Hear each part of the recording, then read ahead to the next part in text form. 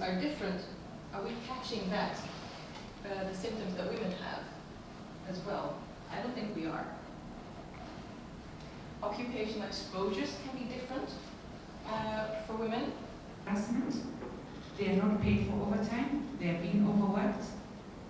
And the Senate was demanding an audit of the latest salaries, working hours, and how, the clocking in and out. So I think workplace violence is really prevalent at the moment.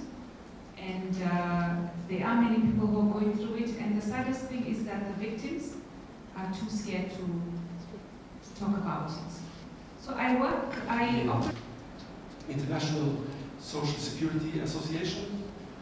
I should have had their logo here. I'm sorry if I don't have it. But this is a program where we are advising to go from a culture of blame to a culture of learning. And we are definitely talking about culture here. The Labour Inspectorate, as I already said, it has two roles. We have the enforcement role, which is maybe the one most people know about Labour Inspectorates, the enforcement role. But we also have an engagement role. Companies need, and this Vision Zero is addressed to companies, but also to Labour inspectors. We want companies to... Wind. Next. Yes. Dust. Next. Heat. Heat. Next. Noise. Noise pollution. Noise.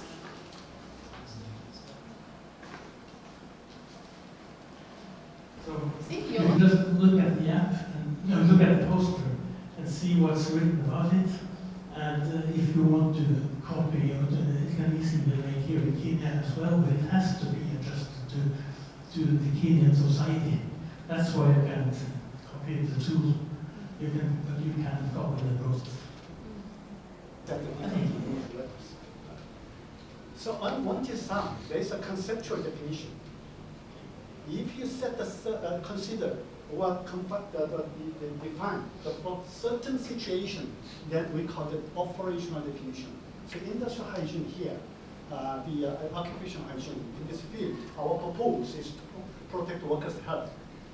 In other words, just for noise, we want to protect from the hearing loss from the high noise exposure.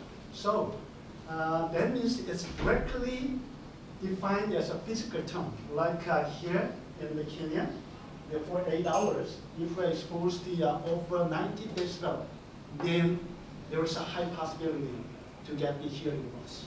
So, occupational exposures can be different for women. Women can react differently, and it can be good or bad.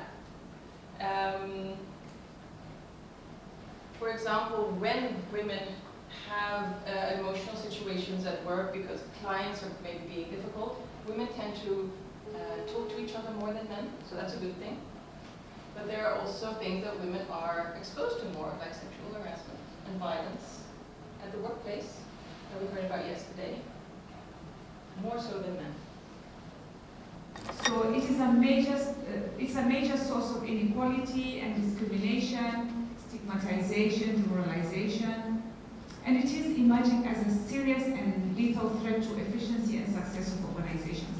I just talked about a senator saying that will she be able to play her oversight role if she or her staff are threatened? So it's important that organizations are able to link these issues and prevent violence in any part of any organization. That is a very important tool. So we face this challenge. Cocktail. So, but not only is it just the exhaust fumes, it's combined with dust, it's combined with heat, right? People can make energy out of that if one thinks about it. Is it scary now? Right? It's scary now? Good. Good. That's why was a good example. It's scary now. And there are, for example, tools and devices that we need in our daily work that are made for men, but they're not adjusted to women. What does this do with women? So for the worker, there is increased risk of accident, frustration, demoralization, stress, deteriorating health. Many of them develop high blood pressure because of the stress, sleeping problems, disability, pain, distress, in some occurrences, death, where it is physical or dangerous violence, stigmatization and discrimination, and ineffective performance.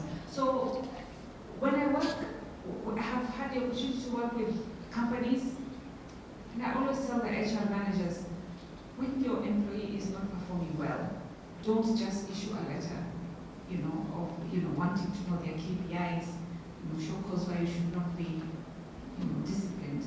Look out what's going on. It's there, it happens. And many employees face this. And then you have the women's health aspect, which is only just a small bit.